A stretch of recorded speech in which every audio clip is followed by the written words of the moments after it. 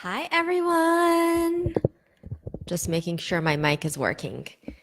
Can you guys hear me? Can you guys see me? I think I got the hang of this now, this Facebook Live situation. This is like day 5. And I have to say, I have really been looking forward to this every night. It's like a real treat. And I definitely want to keep doing it. I'm just figuring out what we should do with cadence moving forward. So I'm thinking like once a week from now on.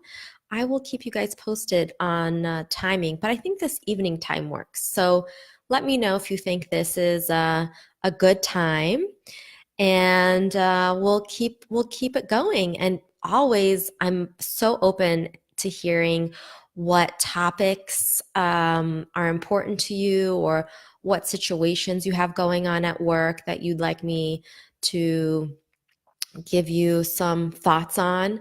So feel free to message me and drop those ideas in my, I don't know, Facebook inbox, whatever that is.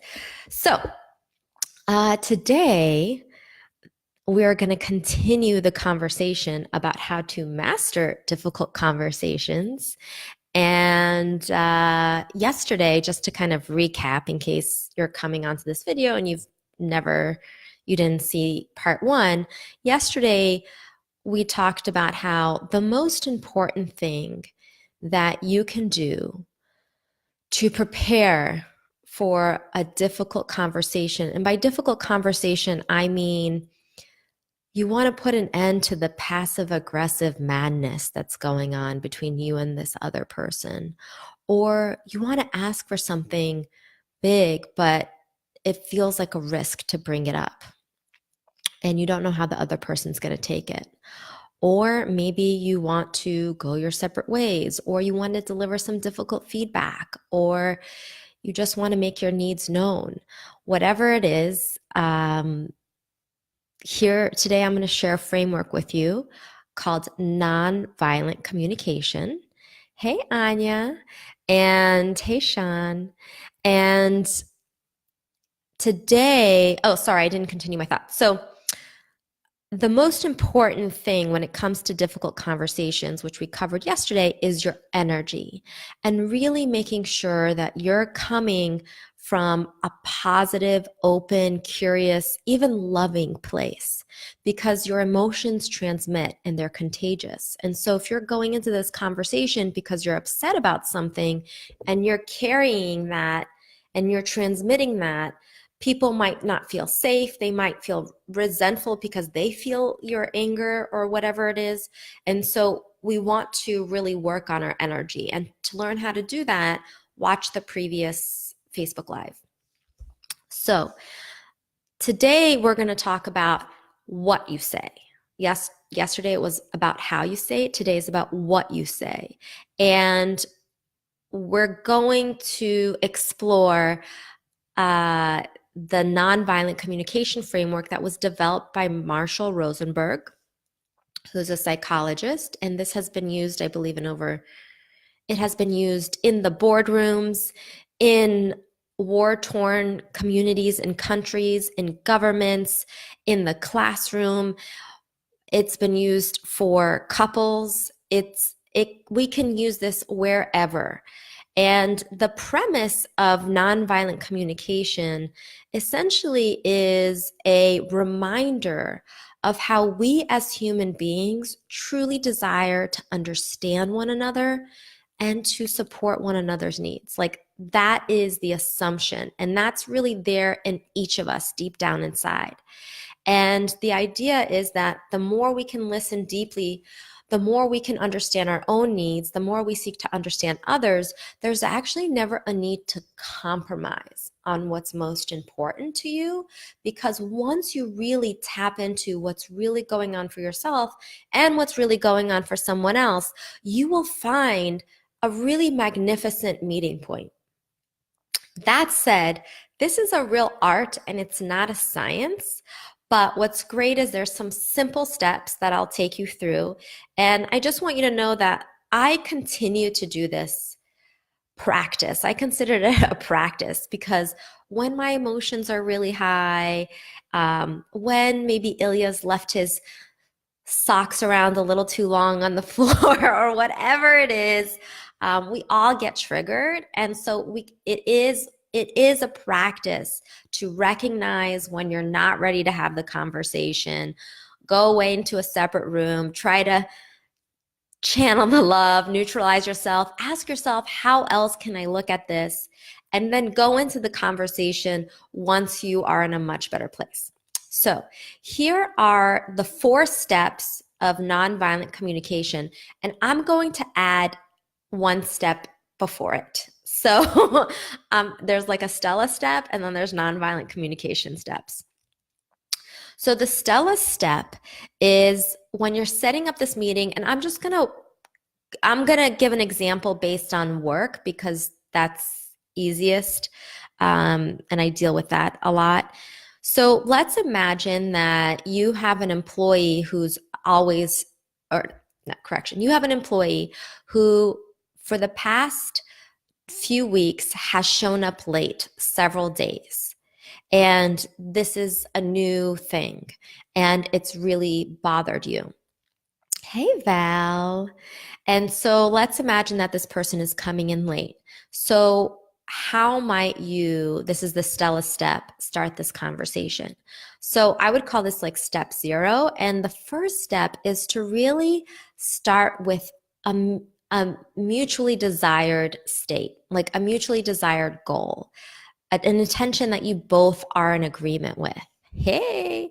And so one might say, hey, I want us, like if you're in a work situation, I want us to be set up to succeed. And I want us to be flourishing on this team and to be able to support one another, to be our best, right? Like that sounds good. Like who wouldn't agree with that? And that's true for you. It has to be true for you. It has to be true for the other person. And I think that's really what we all want, right? We want to set each other up for success. So I like to start with something like that. So if you have a situation in your life right now where you want to talk to someone or have a difficult conversation, get a pen and paper out right now, and then you can actually start writing down these steps and then filling in what you might say for your particular situation. So step 0, the Stella step before we get into nonviolent communication, is express a mutually desirable goal or intention or mission that feels really authentic and true to the both of you, and that is relevant to what you're about to talk about. So in the example of someone being late, it's like, hey, I want to set you up for success. I want us to both be set up for success and really flourish here. And then what you do, step 1 of nonviolent communication, is to identify an observation. So what is an event or experience that you can describe factually? I know that's controversial right now. What does that really mean? But in the traditional sense of facts, what does it, what can you observe happened? So in this case, let's just say John showed up late 4 times over the past 2 weeks, and here are the dates. And so I would go on and say, hey, over the past 2 weeks, I noticed that you had come in late these days. Now, the reason why we want to start with an observation is because it is factual and it keeps the conversation open. What often happens is instead of going into the facts, we tend to start with a globalized statement that's full of judgment and interpretation, such as, hey, why are you late all the time? And if I was John, I'd be like, late all the time? I'm always on time. I just like maybe this past few weeks I've been, late a few times, but I'm really on time all the time, right? So if you start with a statement where it's globalizing someone's behavior, or it's generalizing that they're always this way, or you're interpreting their behavior, then that will put the other person on the defensive and they will shut down. And so really whatever else you say, it's probably not going to get through. And the point of this conversation is to understand one another and to get each other's needs met. So So step 0, mutually desirable goals. Step 1, identify state the observation. Step 3 is you want to express your feelings that result from this particular instance. So it's a feeling statement. So when you were late on those 4 days over the past few weeks, that really created anxiety for me. Now, the reason why you want to state your feelings is because they're your own unique response to a situation. That person isn't making you feel that way. It is your personal response, and they need to know how their behavior is impacting you. But you're in charge of your experience. For someone else, they might not care if John is late. For me, it creates some anxiety. And so I'm going to own that and express my feelings. And so what you want to do is get clear on what's the feeling that you're experiencing as a result of what's happening. And I would say that when it comes to difficult conversations, now that we're getting into it, the most difficult conversation around having difficult conversations is the one you need to have with yourself. It's like, what is really going on for me here? What am I really feeling? What am I really needing? What do I really want to change? That's the hard stuff. And so before you go in and have a conversation, you want to get clear on what's happening for you. So express your feelings. And then what you want to say is, what are your needs? So and your needs could be your values. So for me, my need is maybe predictability or stability. So that could be a need of mine. So I'm going to go back to step 0 so you can see the flow. Hey, I want to set each other up for success. Feelings. Oh, observation. When you were late 3 or 4 times last week, that created for me anxiety. And what I really need in order to be set up for success and to do my best is a level of predictability. Okay, you guys got that? You with me? Hey, James. And so then what you want to do, the next step, sorry guys, it's Friday. It is late. I had lots of clients back to back today, so I'm a little talked out. Okay, so then what you want to do is you want to then make a request. So this is the request part, is what you want them to do. Now, when you make a request, it's not like, hey, can you just be on time? Or hey, can you just be responsible? No, it's imagine like you're creating an instruction manual for someone to assemble furniture. There has to be no room for interpretation. It has to be really specific so that they understand what they need to do differently.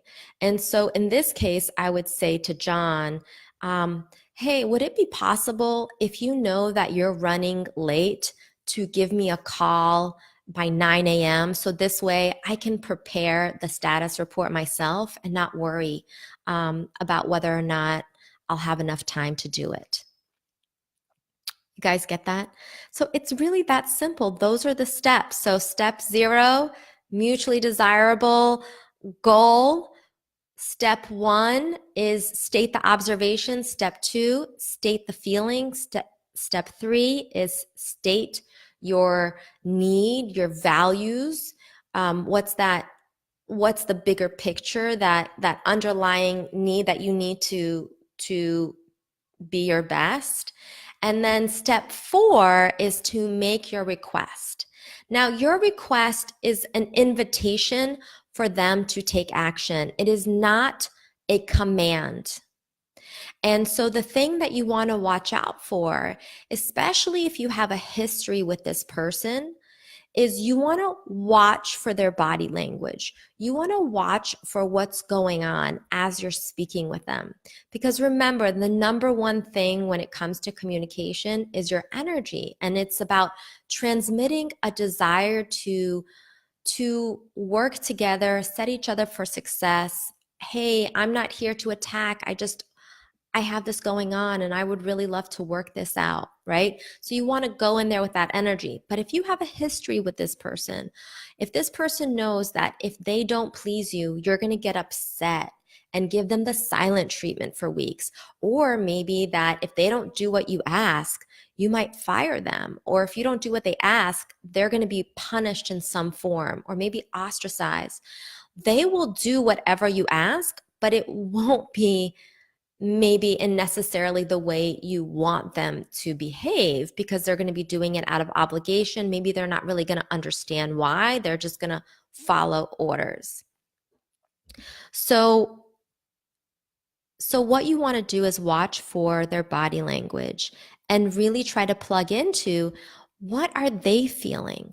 What are their needs? What might be a request that they might want to make? So if you're seeing some resistance, what I would just do is say, hey, is any of this making sense? Is this catching you by surprise? Can you tell me what was going on? And try to understand. If there's resistance, try to understand. Like you can even say, I'm noticing that, your arms are crossed and your whole body's telling me that something's wrong. Can you help? Is it the fact that you feel like you have too much work? So what I'm doing, you see, is like I'm kind of just trying to guess. And guessing is not bad, because what it says is that I'm trying to understand you. I care about you. I want to know what's going on for you. And so when you do that, when you're like really like, hey, like maybe this isn't registering, or maybe I'm not being really clear on what's going on. Help me understand what you're thinking. And so when you do that, they might open up and say, you know what? I'm sorry. It's been really rough. We have a newborn and she has not been sleeping, and I have had a really hard time trying to get out of the house. And I'm really worried about how I'm going to manage this next quarter. Oh, okay. And then what happens is there's an opening. You now have more information about what's really going on for John. And then maybe you can come up with a way that to make it even easier on John, and you can get the predictability you want, right? Because at the end of the day, you want predictability. So you can say, hey, John, how about for the next 2 weeks, you just come in at 9:30? Would that work? So again, I'm making up this example, but if you lead with trying to understand what's going on for this other person, and also really come in with an energy of curiosity and openness, then you are like 80% there. You're 80% there. Because if you go in there angry, wanting to punish John, or pissed off because he's put a lot more work onto you these past 2 weeks, then you might not get to the fact that he's overwhelmed and he's really haggard and he's really struggling. So I hope that helps you guys. That was like the fastest I've ever delivered nonviolent communication, but I hope it's just enough to give you some insights on how you might start to organize a conversation, and more importantly, organize your thoughts. I have so many clients. I had a client in particular a few weeks ago who said, you know what? If I don't get an extra 30,000, I am out. And I said, really? I said, okay, so let's imagine you got $30,000. Would you be happy? Would you want to stay there? And she thought about it and she said, actually, I'd still be unhappy. And I'm like, oh, really? Like what? Well, what would make you happy? And she said, I just want my boss to recognize my work. He's always comparing me against this person who left. And it drives me crazy because I'm working so hard and I'm doing so well. And I'm like leading the charge here.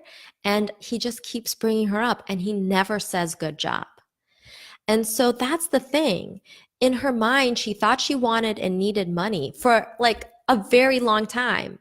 And that's what she was basing her decision on. But meanwhile, what she really needed is recognition. And that's why it's so important to do that vision exercise that I gave you and to get clear on your values, because it's most important to know, how do you want to be at work? And for her, she wanted to be seen and she wanted to be recognized.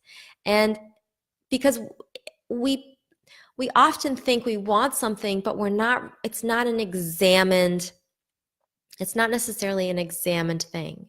And so to sit with yourself before you go into conversation and really try to understand, what's up for me? What's really going on here? What's the real need? So if you go onto if you Google nonviolent communication, there are a number of great resources where there's like feeling words and need words. And I think that comes in handy because sometimes you just need to see it. Is this about disappointment? Is this about feeling insecure? Is this about validation? Like, they have a bunch of great words. So if it's hard for you to come up with that language, you can certainly find it there. And I am happy to support you guys in crossing this threshold of not only getting clear on what it is that you really want, but of helping give you the courage to stand in your power and in your truth and approach the situation with integrity and authenticity and kindness to really get your needs met, so that you can be your most alive self, so that you can feel seen, so that you feel respected, so that you feel challenged, so that you feel like you're really using your strengths and contributing in the way that makes you feel on purpose. So it would be an honor. And I've been telling you guys this week about the work happiness method, which is my 8-week coaching program. And right now we're running some exciting bonuses. Today's the last day. If you join tonight, you get some exciting bonuses, including how to ask for the money you deserve, how to ask for the respect and recognition you deserve, how to deal with toxic coworkers, and then even a private session with me. And in addition to that, you get weekly trainings and we do group coaching calls, and it's just a transformational 8 weeks. And so it would be so lovely to work together and to help you transform and shift what's going on, if that's something you feel you're ready for and you need.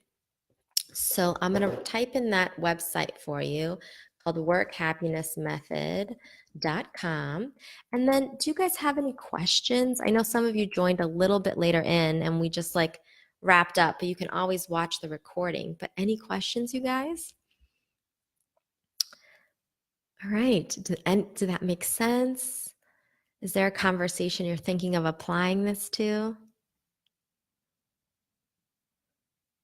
So what I would do is take a pen and paper. This video will, I think, automatically save, and it will be on my Facebook profile, Stella Grizont, and also we'll put it on the WUPA profile. And hi, Sonia. And what I would recommend doing is just literally taking a pen and paper and really identifying, what's the mutually desirable goal, what's the observation, what's the feeling, what's the underlying need, and what's the specific request. And then there you go. You have the start of your conversation. And remember to look and try to listen for what's really going on for the other person, and try to let them know that you really care about figuring this out together. So with that, I wish you all a very lovely Friday night. I think I'm going to go and turn in right now. It's been a really big day. I hope you have a wonderful weekend. Thanks so much for joining me in my very first Facebook Live series. And I think, like I said, I'm going to be doing this again. I'll let you know. I think I'm going to do it like once a week. All right. Have a good night. Bye.